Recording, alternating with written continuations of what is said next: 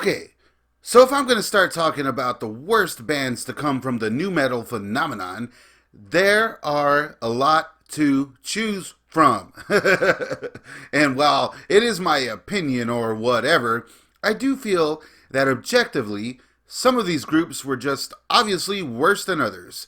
Not that the genre had much to offer, but, when breaking it down, ugh. Primer 55 started in Memphis, Tennessee in the late 90s by guitarist Bobby Burns and vocalist Jay Sin, who with a self-released EP scored a record deal with Island Records without even having a full band. And soon, their first EP was reissued as an introduction to Mayhem with this Art Deco cover and was released in 2000. And of course, this was the perfect time for the band. Bobby Burns has described his biggest influence as Helmet, and vocalist Jay Sin being, more into Tupac and gangsta rap. And in my opinion, with a little more style, they could have been much bigger. But here we get a pretty bland mishmash, and, basically it existed just to give life to every 7th grader's misdirected angst. They managed to get some guests on the album, like the dude from Head PE, and even got a slot on the Ozfest 2000 tour, where Tommy Lee, of Methods of Mayhem, ran over Burns while riding his dirt bike. Yeah. They also did gigs with Biohazard, Slipknot, Machine Head, Dope, and probably Nonpoint or some shit, and during this time, they were plagued with lineup changes. In 2001, the group would release the almost too edgy titled The New Release, featuring former members of Helmet, ironically, and here, the rehashed nu metal sound they were known for was, kind of stretched into a more rock-oriented and experimental sound.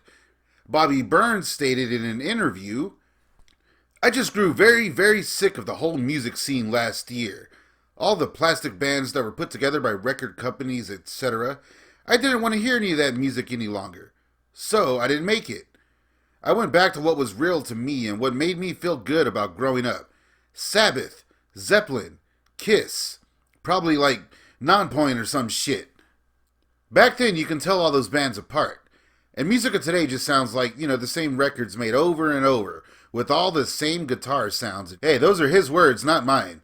Well, at least he acknowledges it, right?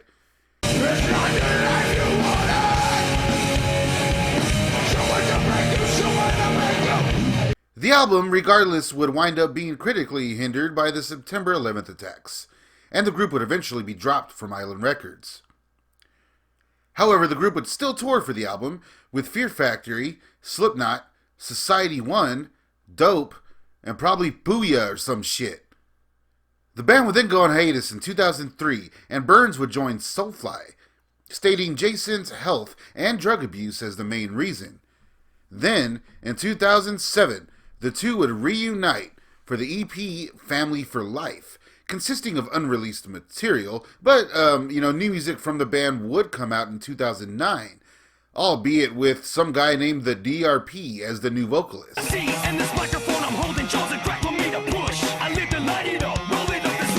Which saw the band regress stylistically this time.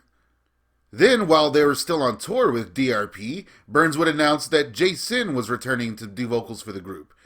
They would then do a series of acoustic shows, ironically, and then would return with The Big Fuck You, which again was a re-release of an older EP, but with some bonus tracks, Basically, this was the band returning to their nu metal roots full on.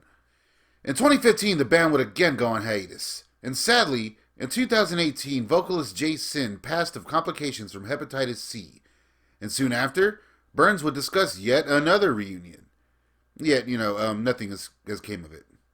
Now, the reason Primer 55 make my worst of nu metal list is mainly due to the group's non-contributions to the metal genre. They brought nothing new to the table here, and they were just palatable enough to last that 1 year that they kinda lasted. With the flood of these acts at the time, they truly were just another fish in the barrel in the late 90s nu metal scene. And although they tried to transcend, they didn't. And basically, they milked the nu metal cow for all it was worth.